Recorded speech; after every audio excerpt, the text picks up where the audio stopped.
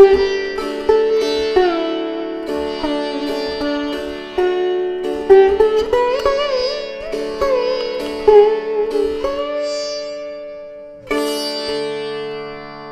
back to another episode on Gurukul Online Learning Network's Music Department's Sitar Lessons. This is Nishit Dey. On the last class, we discussed about the holding posture of the sitar. Today, we are going to learn a bit about tuning the sitar. Tuning the sitar can be a difficult feat, especially during the beginning, but it is not something that you have to master within one day. It is also a part of ear training, which will go on and on for at least a couple of months before you start to get the hang of it. So, if you cannot follow today's lesson, or you think that the tuning is not perfect, not to worry, it's not supposed to be perfect, but it is important that you keep trying, and eventually you will understand more about notes, more about tune, and of course, how to tune your sitar. So, without further ado, I am going to try to give you a guideline, a walkthrough on how to tune the sitar. So, as I mentioned on the first lesson that I play the Gandhar Pancham or the Imdad Khani Gharana / the Vilayat Khani kind of sitar. My sitar has 18 strings. I also have a sitar that has 19 strings, but that extra one is because of an additional taraf that the sitar maker decided to give me. This sitar, if you had a Karaj Pancham sitar, then you would have 2 extra strings and minus the Gandhar string. That will have a different kind of tuning just for the middle 2 strings. Everything else will remain the same. Now, firstly, you need a tanpura. You can either use YouTube or you can use an app like I do. However, I will not recommend you to use a tuner, at least not in the beginning. If you still think that you need reference, then I would recommend it, but eventually you have to let go of that. It's because in the Western standard tuning, a C note will always be of the same frequency, but in Indian classical music, when you change a rag, the positioning of the frets will change because every note will have a different frequency. More on this later. So, I am going to turn on the tanpura. For this instance, I am using a software called iShala. Although I am using the Android version, I believe it was specially made for Apple interface, but it works, the Android version works just fine. So, the sitar is usually tuned in C sharp, D or D sharp. Most sitar players will tune in D, just like I will. And if you find that the sitar is a bit hard on your fingers, just drop half a scale down to C sharp, as it will make the sitar strings a bit softer. So, I am going to turn the tanpura on. It might be difficult for you to read and understand the tanpura, but as I mentioned, we will soon go through it. Turning on the tanpura. So, here you can tune the strings of the tanpura. I have my first string set to pa. Now, there will be rags which do not have the note pa. In that case, we are going to pick the most prominent note. We will talk about prominent notes at a later discussion. So, I have sa and pa set to the tanpura, and I am going to distune my sitar a bit so that we can tune it up later. And okay, it's distuned. So, firstly, we are going to tune the jor string, which is the second string from the bottom, and it's important that we tune the jor string first, is because that is going to be our reference.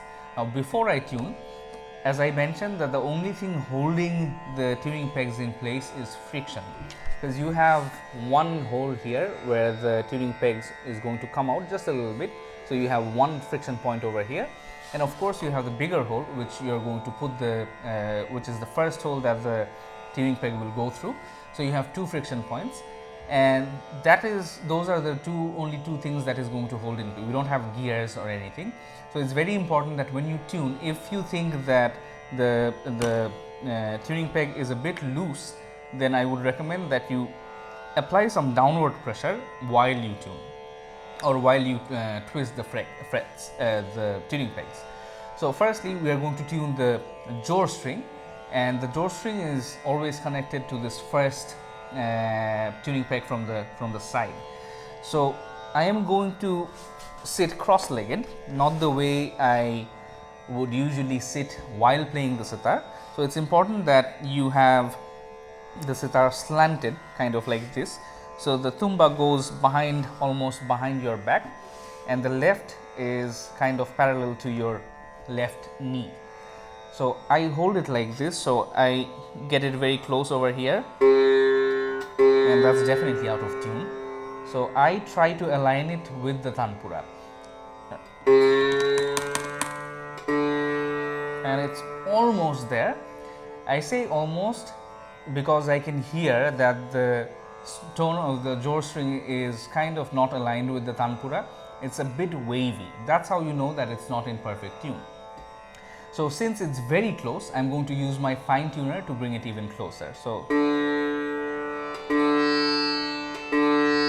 that's a good enough sa. The next note that we are going to, the next string that we are going to tune is the ga or the gandhar, which is right after the jaw string.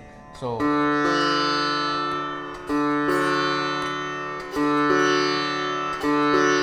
again, I'm going to use the fine tuner a bit.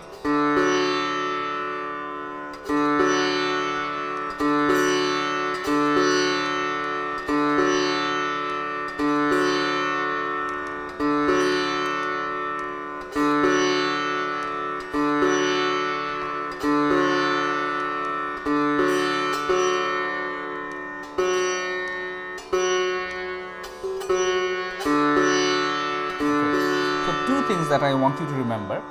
Firstly, every season change, your sitar is going to sound different. It's probably going to sound a bit worse, mostly because of the bends and expansion of wood in every season. It's rainy season over here now, and that's probably the absolute worst season for wooden instruments, and because of all the moisture and humidity in the air. Also, the quality and the condition of your strings will make a huge important role when it comes to tuning. So if you have brand new good quality strings, you will have better tuning, better precision, and the strings won't vibrate much. It won't create that wave. My strings are in, I'd say, around 50% health, which is why the tuning might not be perfectly precise. So I'm going to try anyways. Ga is relatively tuned, and then we are going to tune the pancham or the pa, which is the third from here and the fourth if I count from the main string. So pa. Also, one more thing, we are not really looking for the standalone sound of each strings. That's why I tuned the jaw string first. It's because we are going to take a reference of the jaw string. So I'm going to hit the jaw string first, and then I'm going to hit the string or plug the string that I want to tune. So you're kind of looking forward to the vibration both of the strings make, and slowly but steadily the vibration, you'll memorize them all by heart, and tuning is going to be much more precise. Also, that's great ear training.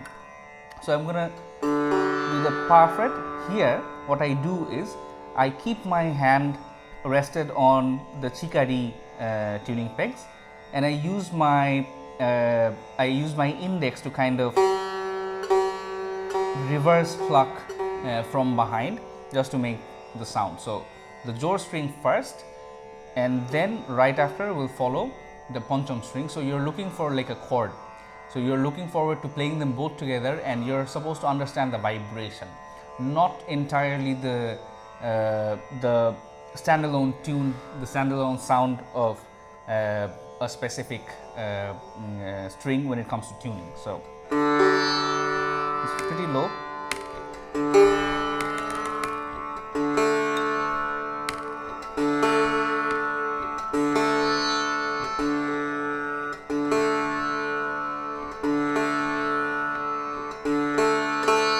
As I said, the temperature, the moisture, the weather, everything comes into play about the sitar. So I tuned the jaw string and it's already down because of the heat. So it's back up again.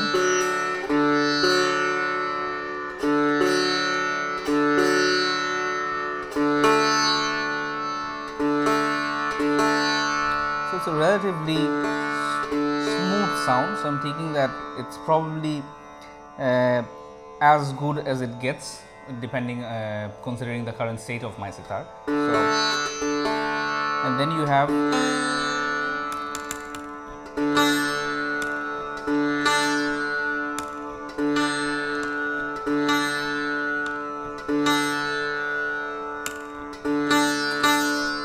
so this chikari, as I mentioned, that we have 3 octaves. So this is the middle octave sa for the first chikari, and for that I keep my hand here, because you are going to notice that you have another peg over here which is supposed to keep the first chikari suspended. So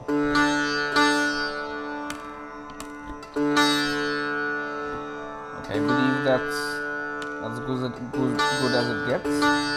And then you have the last chikari, which is the sa of the highest octave.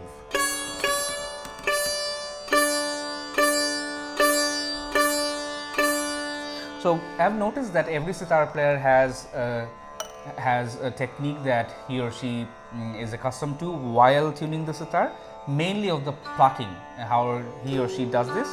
This is my way, and I suggest that you start by this way, just for the plucking I'm saying, and then eventually you're going to find out a way that works best for you. So now that we have the Gandhar, the Pancham and the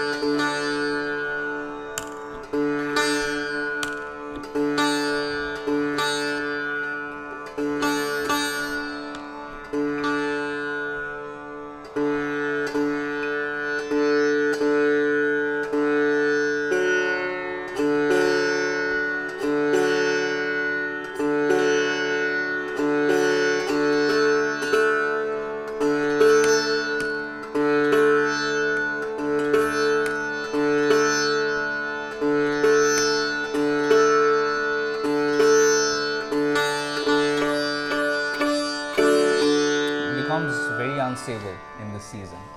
So now that we have the top layer more or less tuned, now it's time for the baj or the main string. So in that case, since it's the other way, the peg, we're going to twist it, and I'm going to rest it right over my left knee, so I can push down and twist. It's very important on this one, because this string is going to have we are going to play mostly on this string, and it's going to go through a lot, which is why you really need this to be stable. So again, I'm going to take the reference of the jor string, and then right after that I'm going to pluck the main string. So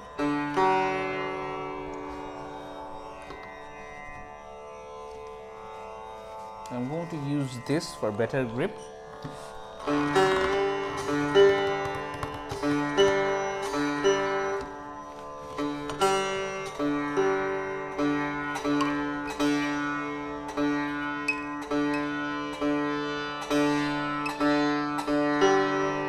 And then when I'm close, I'm just going to use the fine tuner, and there you go, you have a Shuddha Ma.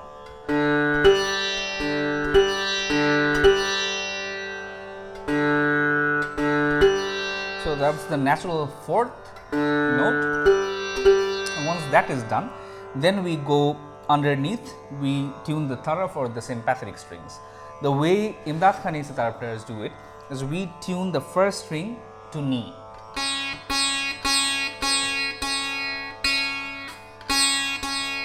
The reason why we do this is because when we kind of strum the chikari and the knee together, it instantly creates the demand for a sa. It creates this vacuum. But it's more into serious music, and we'll definitely talk about this later. For now, this information is enough that the first string of the chikari of the taraf or the sympathetic is going to be tuned on knee. This is where the tuning this instrument, which I use to tune the tarafs, come in. This becomes very, very handy, because you don't get much grip to tuning over, since the tuning pegs are pretty small. So I use this instead. And in here, it is also very important that you push down, and then, so it doesn't have to be pushing down with extreme force. you just have to make sure that it doesn't try to come up, because it tends to do that. So I'm going to try and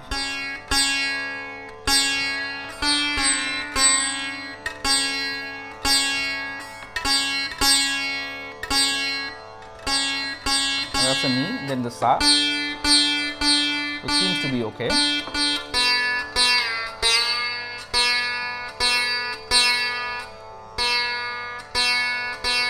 One more trick I want to show you is that whenever you think that the pitch has gone slightly sharper, all you have to do is pull on that string, because when you're going to pull on it or push it, it's going to come down instantly, because you are kind of trying to expand the string.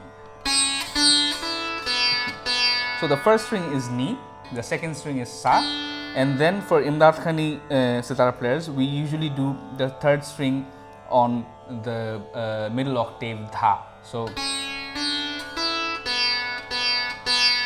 and then Re, and then Ga, Ma, Pa, Dha, Ni,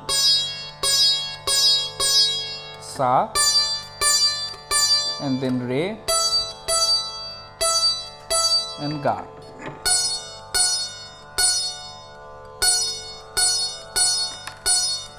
So first, it may not sound that beautiful because you're dealing with so many strings, but eventually it's going to make sense to you. So once it's done, here's what you're looking for.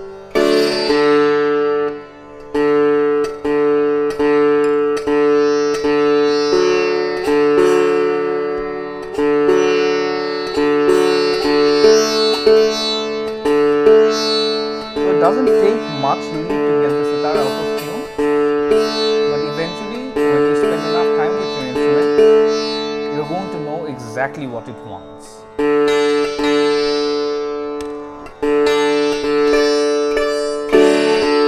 So now, since I have a moderately tuned chikari, I say moderately because the string conditions aren't very brilliant,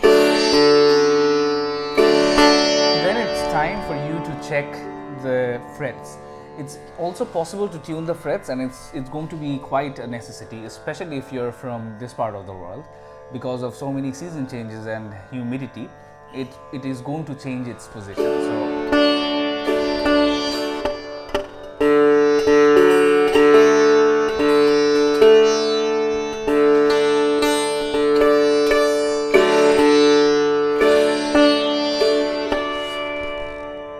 already starting to come down. Sa, and what you're looking for is if the Sa responds to the Taraf or the Taraf responds to the Sa. And it's happening. Re,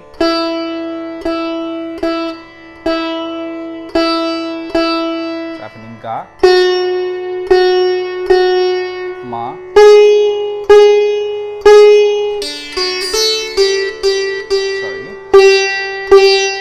and then Pa, and then Dha,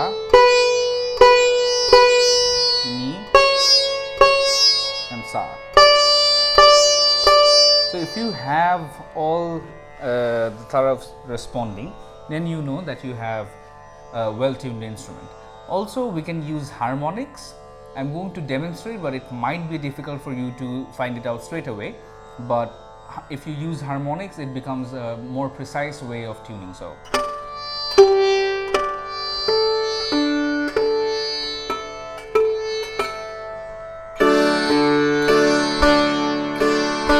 and there you go, a tuned instrument.